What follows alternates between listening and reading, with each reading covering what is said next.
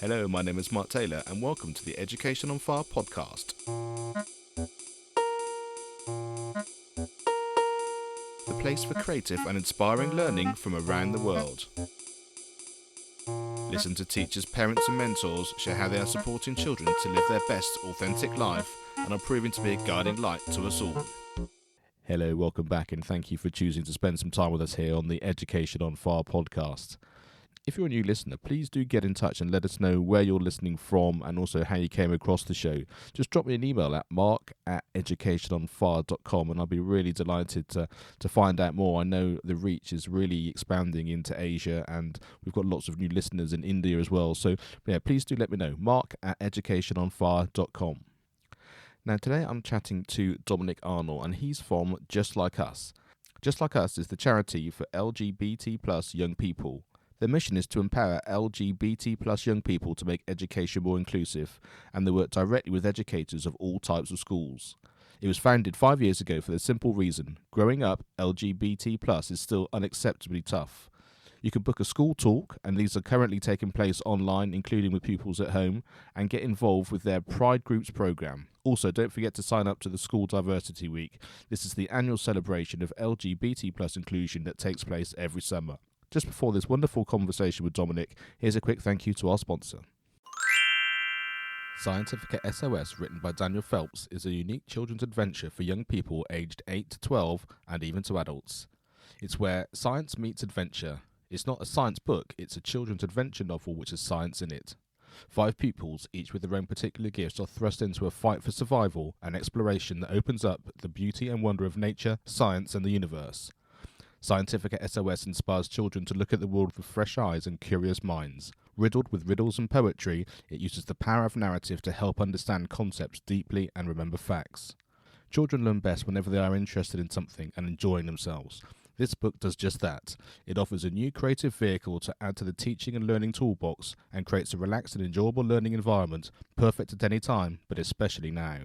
Xientifica SOS provides a perfect platform for discussions and encourages children to ask questions. So it's not only ideal for lone reading or as a class book, but perfect for homeschooling too.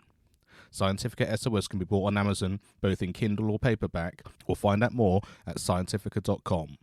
That's Xientifica with an X, Xientifica, Xientifica.com.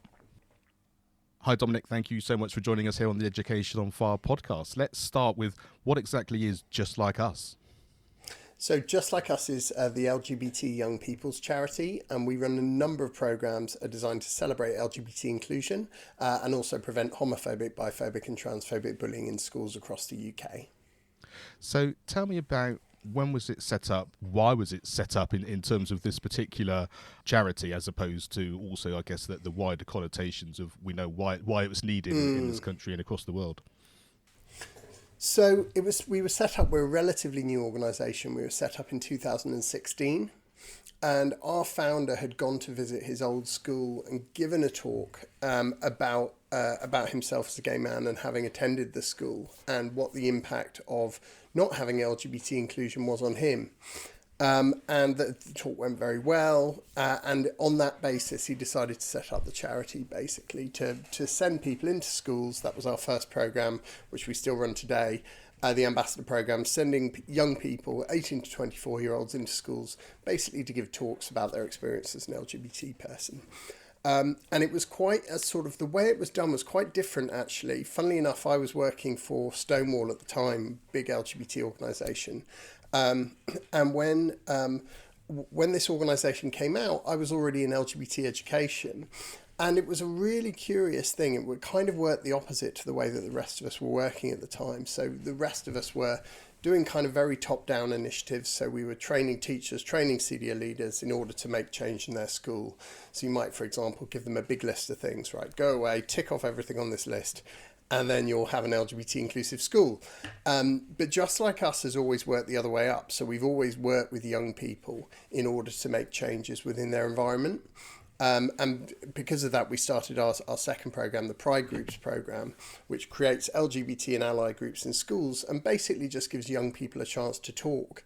And for me, that's much more where LGBT education, well, really where all education is going. This idea of prioritising student voice and listening to students, and where you can, not always, but where you can, listening to them and then creating change based on what they say. I think certainly the conversation is the most important thing, isn't it? I mean, it's a long time ago now when I remember being a teenager in school, certainly, and having certain questions about... so I was at secondary school, I was in the 80s, so AIDS was obviously very much in the news and a really important factor in many people's lives.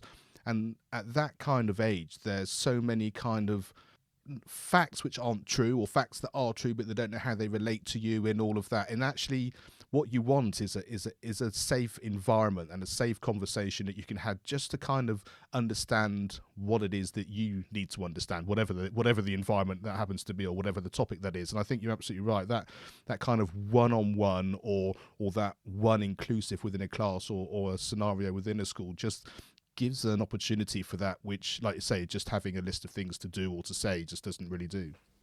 Absolutely. And I think it sends a really clear signal to the young people as well. The fact that the group exists, the fact that the institution has said, we're going to make a space for you because we think your voice is important. Like that's kind of a phenomenal thing, I think. And I think I'm probably a similar age to you from what you said. And that's the sort of thing that just wouldn't have been in place when we were at school. Yeah, absolutely.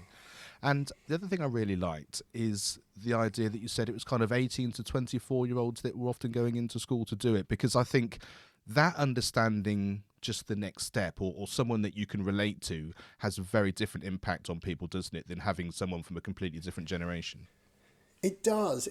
And don't get me wrong, you can be inspired by anyone, right? So people do and are inspired by people of all age groups. But I think you're absolutely right. There's something about someone that's just a couple of years ahead of you, that's maybe just recently gone through exactly what you're going through. That's, that stage in education can be a bit of a track. So you've got, GCSEs and then A-levels. And to have someone that knows that process very, very well, I think is really valuable, because you end up with a system where, rather than having someone that's just in a place that can seem unachievable to you at school, actually this person becomes very relatable, and maybe they've gone through literally exactly the same thing you just have. And I think we have to be careful not to position, there's an approach of using, for example, LGBT celebrities for things where we'll say, well, look at, I don't know, Graham Norton or someone like that, and you'll think, well, if you're struggling with your GCSEs, if you're being bullied at school, are you really thinking about whether or not you're going to become Graham Norton, or do you need something that's perhaps a little bit more in your immediate circle? Absolutely. And talk us a little bit through some of these conversations and some of these things that are happening in terms of the different types of people that you're interacting with, because of course, as you quite rightly said, it may be that you as the person in the school is struggling with these issues in terms of coming to terms with who you are, or just thoughts of where your life is going and how it fits into the day-to-day life. And I guess there'll be people there that maybe it hasn't even been on their radar, depending on how old they are and their family situation, or how it's been talked about in school before. So how does that sort of cross-section sort of work in your experience? So I think definitely both those groups exist, and sadly the way that still a lot of LGBT young people will hear, for example, the word gay for the first time is as part of an insult. So is as the, we hear stories for all the time from LGBT people that said, I was called gay, and I didn't even know what gay was at the time, but I knew that it was this sort of pejorative term that was shouted at me. And I think that for LGBT young people in the school to meet someone else, I train LGBT adults as part of my job as well, and all of them say, I thought I was the only one. That's the most common thing that we hear. So I think that there's value in just letting LGBT young people know that they aren't the only one, saying, actually, there's this person, things aren't perfect, but I'm pretty happy. I've got a job, I do this. And it really builds up the picture that actually there are other people out there and you're not going through this experience completely alone. I think for non-LGBT young people, as I say, they might have only known this word gay or as an insult, as something that they're kind of used to framing as a negative. So to meet someone that says, yes, I am gay, it can be incredibly powerful. It's this thing of someone standing in front of you saying, it almost takes the power out of the insult somehow. And what's more, obviously, we're not asking a young person to do that, because that would really put that person on the spot, someone in school. But we're bringing someone in from the outside, and this person speaks really well. We make sure that all our ambassadors are really good at delivering talks. So it's quite a sort of compelling case for equality, I'd say.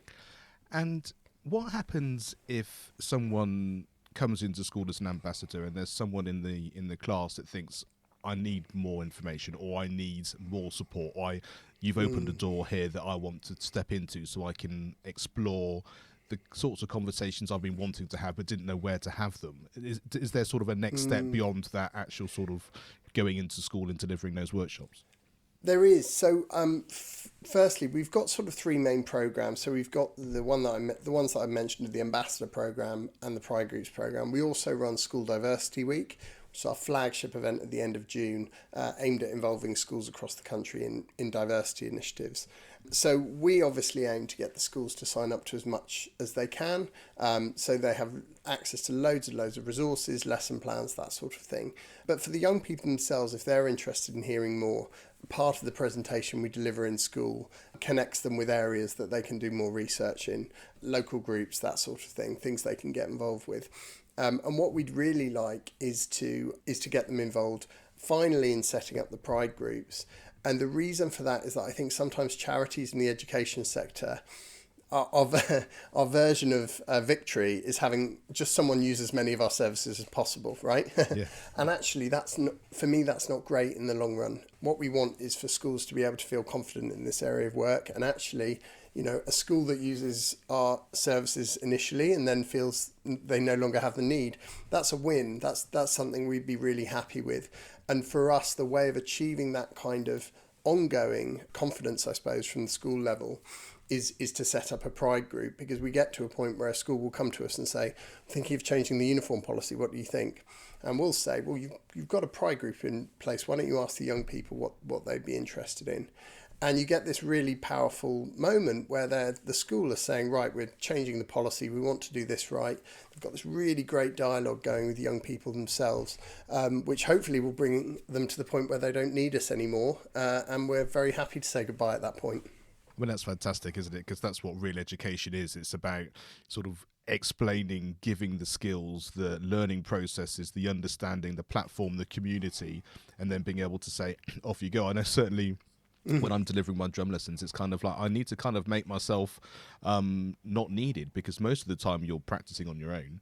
So I need to make sure that we understand what we're doing in your lesson, and then you can then teach yourself. And then there's always new things we can cover, but you need me less and less and less. And I think even understanding that as a learning process is really key. And I think that's really important for schools as well, because it's very easy to get into that conversation if we know best and we're giving you knowledge. And just that starting point of kind of we're creating something that's going to grow is a whole different way of working, really. Absolutely. And I think for all charities in the sector, that relationship should be reciprocal.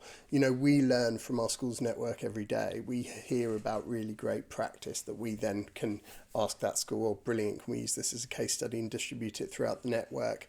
I think it is possible to get into quite an unhealthy sort of parent-child relationship as a charity in the space. And it's really important that we don't do that, and we make sure that we're listening as well as talking. And I think one of the other big things that strikes me that of a really positive, this as a charity, but in a slightly more sort of global education sense, is the fact that we're talking about giving children a voice and the confidence that they have a voice to express their views and to express themselves. And we talk a lot on the podcast about the education system and the way that is, and now it's inherently from the Industrial Revolution and all of that kind of thing. But I think the more schools and the world and parents and teachers and the education system actually start to listen to children, in whichever way that happens to be, wherever that dialogue starts, but wherever they feel they have a big enough voice to say, I'm not happy because of this, or I do like this, or we're having a conversation where it is a two-way street. I think that's where real change can happen. And I think, what we're talking about here and what you're talking about and the skills that you're talking about with everyone involved, that has to be a fantastically positive thing. I genuinely think it's the only way to move forward. I think as I'm sure you have, we have experience of lots of different education systems, and what is still amazing is how different they can be to me. You can walk into one school and feel something, and walk into another and feel something completely different. And the schools that I go into that just seem to really have this passion for education, this driving force, are the schools where those conversations move both ways, and where the teachers and the institutions are learning from the young people. And I think it's not just relevant for LGBT inclusion. The conversation around student voice is growing and growing, and I think that's a really positive thing. And while we're talking about conversations of being in school, is there anything about your own school experience that you remember which was valuable, or something which strikes you that was really important, even if you didn't quite know it at the time? I mean, I think from my school experience wasn't great. So I was sort of, and unfortunately this story is quite typical, I think, for lots of LGBT people, but I was quite sort of severely bullied for most of my education, and didn't end up finishing the way that I felt that I could have. And I ended up, funnily enough, I then went to college and then went to university late. So kind of carried on with my education, because I knew that I hadn't done what I wanted to do at school. And it was always a bit of a bugbear of mine, this idea that actually perhaps I should have finished a little bit differently. So I think for me, one thing that's really key is of course, LGBT inclusion, all anti-bullying efforts are the right thing to do. It's right that we're supporting students. But I think we really can't underestimate the impact on student attainment and on the rest of people's lives, really. If people aren't able to kind of connect with their school institution in the right way, it can really have an impact on them forever. So I think it's, those, as I say, the great schools that I go into have this kind of no child left behind mentality. Like, whoever you are, even if you misbehave, even if you do all these things, you're one of us and you're part of the school community. And I suppose I really personally feel that that's incredibly important, because I never did feel like I was part of that community. I felt distinctly on the outside of that.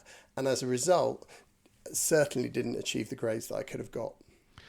And one thing that just reminded me of, I had a conversation on a podcast, must be quite a few months ago now, if not a year ago. And one of the things they expressed, and this was all about anti-bullying in its heart, was the fact that they gave the children the opportunity to write down what it was they were struggling in their life. And it might be that they were being abused at home, it might be they didn't have the support they needed, didn't have any money, whatever it happened to be. And they wrote it down, but with no names, and then just put it into almost like a hat, and then someone else would then read this particular scenario. They didn't know who it was, they didn't know anything about the individual, but they knew that someone in that class or someone in that year group was suffering this, which they could obviously then relate to, because it's like, what a terrible situation to be in if that happens to be their case. And it seemed to give a lot of empathy. It gave a lot of understanding about what it was to be going through something which wasn't in your experience, and therefore that how do you then want to show up and speak to the next person you speak to? It might be that you were the person being bullied, or maybe it was someone that you realise, that's someone who's going through something like me, and therefore maybe we can connect in some kind of way. You might not know who it was, but it just changes your whole thought process about, I guess, that initial thing that you say, or your immediate response to something, because there's something deeper going on in many people's lives. And I think that was a really powerful thing. Do you know, I think you're absolutely right. And I really love initiatives like that, mostly because whether you're LGBT or whether it's something else, it's possible for all of us to feel like we're struggling alone. We're the only ones struggling, in a sea that everyone looks like they're doing okay. And I think that is particularly prevalent at school. You can look out and you can think everyone's getting this except for me. So to hear that actually that isn't the case, and that people do have their own problems that they bring and their own things that they have to go through, I think is a really important life lesson for young people to learn. Yeah, definitely.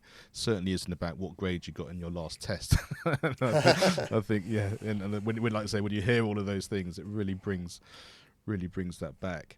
So having talked about that experience that you've had, and also the environments that we've sort of grown up in through that school system, what advice do you think you would now give your younger self, sort of looking back?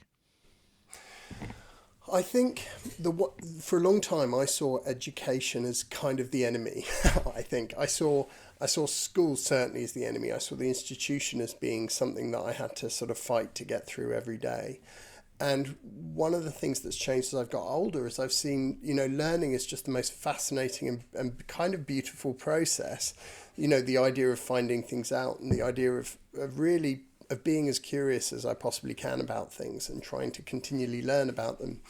And I do wish that I'd had that a bit younger. I think if I could speak to my younger self, I'd say, look, learning happens in school, and yes, this is a difficult time, but really, pick up as much as you can and do some of your own learning too, because it really is, I think, learning is one of the things we're on the planet to do, as far as I'm concerned, to pick up as much as we can. Yeah, I completely agree. And why do you think that isn't inherently what children believe when they're at school? Is it just an age thing? Is it a fact that there's always a struggle to the next thing? There isn't sort of this, I always think of sort of this sort of envelope of kind of, there's so much out here I could do. I'm going to follow my interests. And I think that's one of the most important things as teachers and educators you need to be able to set the framework in the environment and to guide people in a way that your experience can show, but at the same time give that freedom to allow that curiosity to go. And that's really hard, I guess, in the current system where it's all about, such a narrow curriculum or everything being sort of very results led. Yeah, I think you're absolutely right. I think that the interesting thing about a kind of results-led culture is that there are, of course, people that won't fit in quite as well to that framework. And I think giving them a message early on that they are failing is quite a sort of dangerous thing to do, because I think as a society, we need all different kinds of people. We really need a diversity in the way people think, the way people act, the way people talk.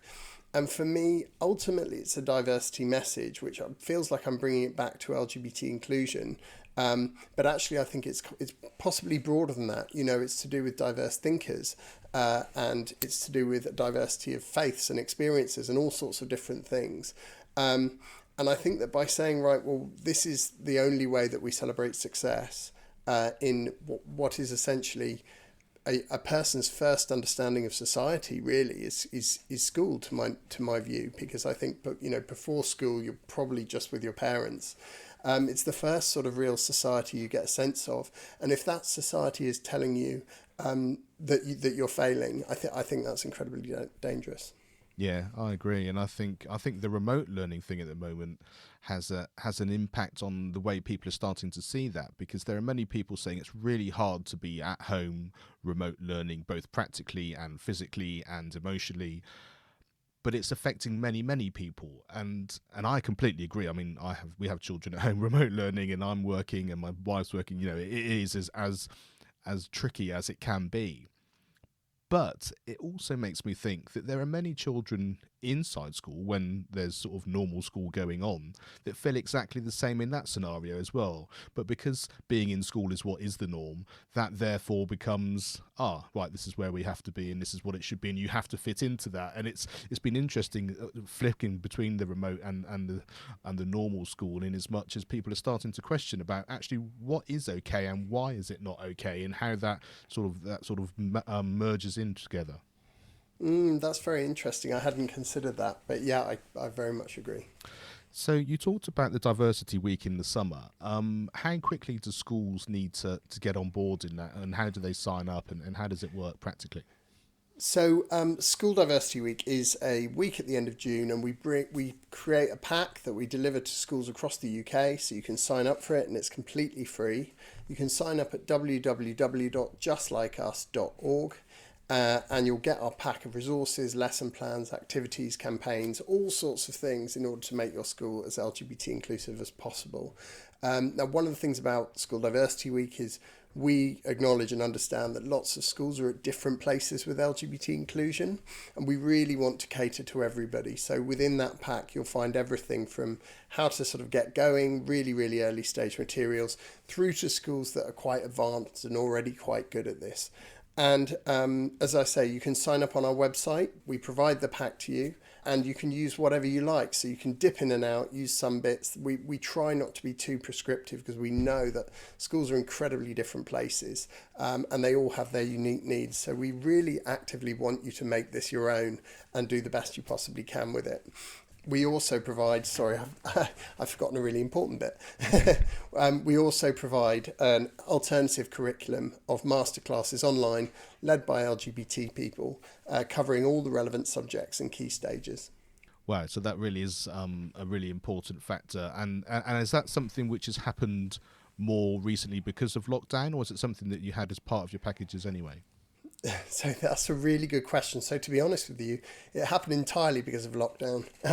So last year, schools weren't open at all at the end of June, as you know. So we decided to put these lessons online because we wanted to. And Just Like Us has always got this way of working. We don't want to make life harder for teachers. We want to make it easier.